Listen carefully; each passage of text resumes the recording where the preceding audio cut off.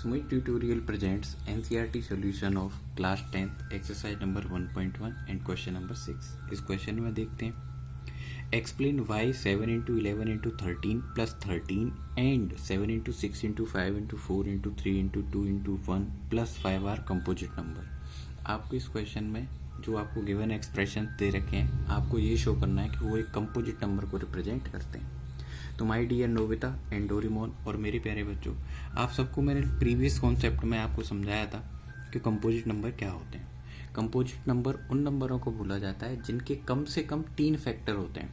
सबसे पहले नंबर को हम सॉल्व करते हैं और देखते हैं क्या हमारे इस नंबर के 7 इंटू 11 इंटू 13 प्लस 13 के 3 फैक्टर्स हैं या नहीं.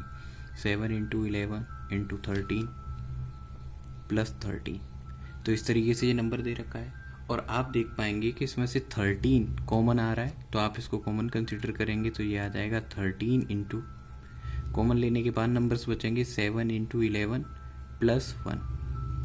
इसके बाद आप नंबर्स को राइट कर सकते हैं 13 इंटू 11 7 जा 77 plus 1, that is equal to 13 into 78. आपका नंबर आ जाएगा. इसके बाद आप क्या करेंगे, आप शो करेंगे, आप बोलेंगे कि दिस नंबर हैज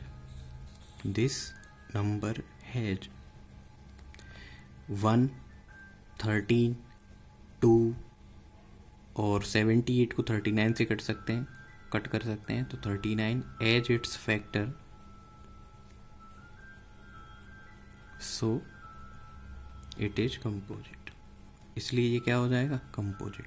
आपको इस नंबर को मल्टीप्लाई करने की कोई रिक्वायरमेंट नहीं है, आपको सिंपली ये शो करना है कि इसके 3 फैक्टर्स हैं, बस आपका इतना ही आंसर हो जाएगा कंप्लीट.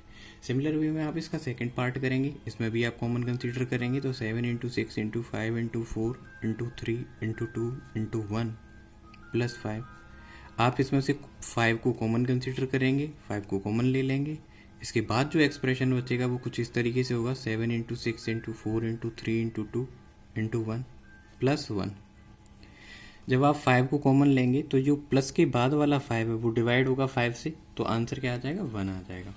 इसके बाद वाले एक्सप्रेशन को आप थोड़ा सा सॉल्व कर सकते हैं इफ़ यू वांट. इसके बाद आप क्या लिख सकते हैं, 5 इंटू, तो आप इनको मल्टीप्लाई कर सकते हैं.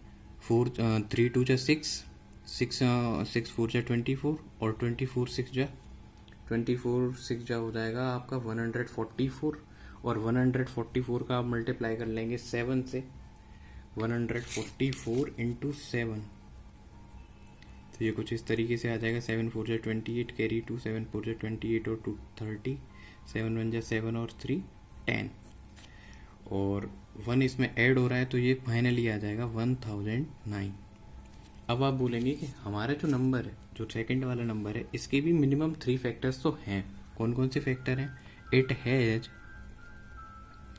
5 1009 and 1 as it's a factor, so it is a composite number.